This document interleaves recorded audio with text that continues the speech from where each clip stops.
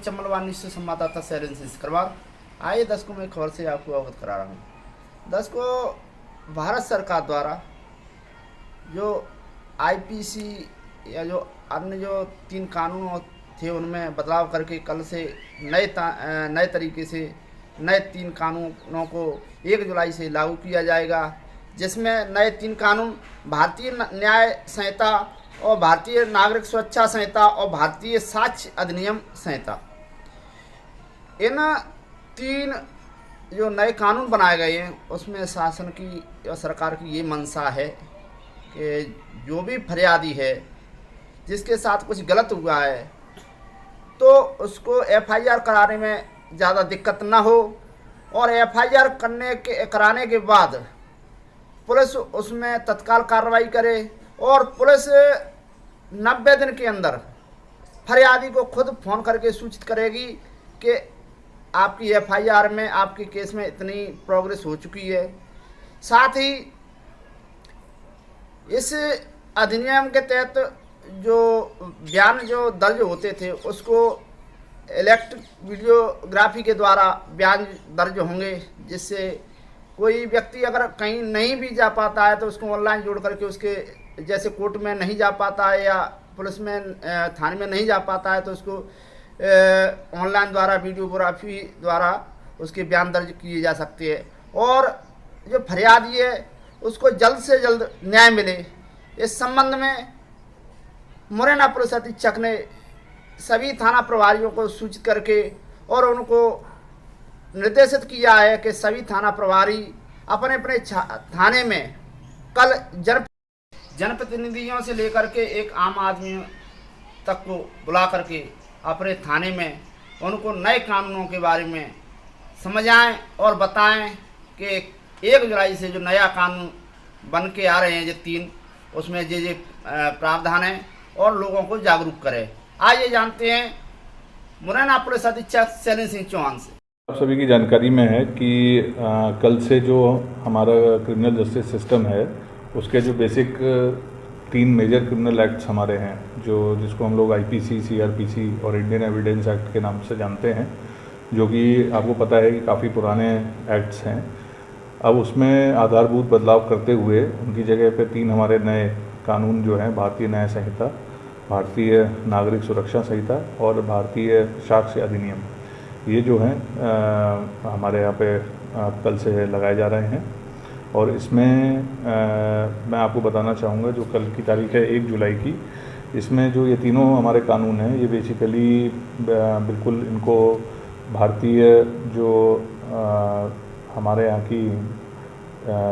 समस्याएं हैं और हमारे यहाँ की परिस्थितियां हैं उनको देखते हुए बनाया गया है। और वर्तमान परिप्रेक्ष्य में क्योंकि जो पूर्व के कानून हैं वो काफ़ी पुराने हैं, कई साल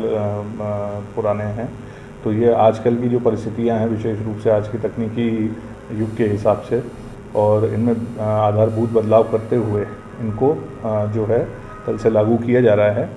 और मुख्य रूप से जो इसमें चेंजेस है जो मैं आपको माध्यम से सबको बताना चाहूँगा उसमें क्या है कि ये मेन रूप से इसमें विक्टिम सेंट्रिक जो है, जो विक्टिम है किसी भी मामले का उसको न्याय दिलाने के लिए सबसे मेन जो इसका फोकस है वो इसी उस पर रहेगा कि एक विक्टिम को कैसे सही और जल्द से जल्द न्याय दिलाया जाए। इसमें एक तो इसकी जो प्रक्रिया है उसको पारदर्शी बनाया गया है और साथ में एक निर्धारित समय सीमा भी तय की गई है। पूर्व में कई बार ये था कि केसेस काफ़ी लंबे चलते थे, पुलिस के पास इन्वेस्टिगेशन में काफ़ी समय से रहते थे, उसके बाद जब कोर्ट में जाते थे तो वहाँ पे भी उनका ट्रायल में और निर्णय होने में काफ़ी समय लगता था। तो उसको एक निर्धारित समय सीमा में तय करने के लिए ये किया गया है। और इसमें और भी कई नए विकल्प हैं, जैसे कि एक EFIR का है, उसको इन्होंने इंकॉर्पोरेट किया है, 0 FIR का कि आप कहीं पे भी अपनी FIR करवा सकते हैं। साथ साथ जो हमारे जितने भी एविडेंसेस हैं वो उसमें हम लोग उसकी वीडियोग्राफी करवाएंगे, वीडियोग्राफी करवा के उसको विधिवत तरीके से वीडियोग्राफी के ही करते हुए उसको जब्त भी किया जाएगा। और जो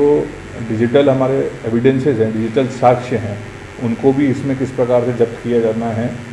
एक मिनट रुक जाएगा, डिजिटल एविडेंसेस हैं उनको किस प्रकार से विधिवत जब्त किया जाना है। और इसमें डिजिटल एविडेंसेस को और मुख्य जो प्राथमिकता है वो दी जाएगी, क्योंकि कहीं ना कहीं आज के समय में डिजिटल एविडेंसेस की संख्या काफ़ी ज़्यादा उसमें वृद्धि हुई है। दूसरा इसमें है कि जो महिलाओं और बच्चे हैं उनको लेकर जो कानून पूर्व में आईपीसी में दिए गए थे उसमें भी काफ़ी इसमें इनको सख्त किया गया है। और उसमें कई, जैसे मैं उदाहरण के लिए बताऊं कि नाबालिग बच्ची के साथ गैंग रेप में मृत्युदंड तक की इसमें सज़ा प्रावधान दिया गया है। इसी प्रकार अन्य मामलों में जो भी ऐसे अपराध महिलाओं बच्चों के प्रति किए जाते हैं उसमें भी सज़ाओं का और अपराध जो हैं वो उसमें मेंशन किए गए हैं। इसके अलावा जो आपके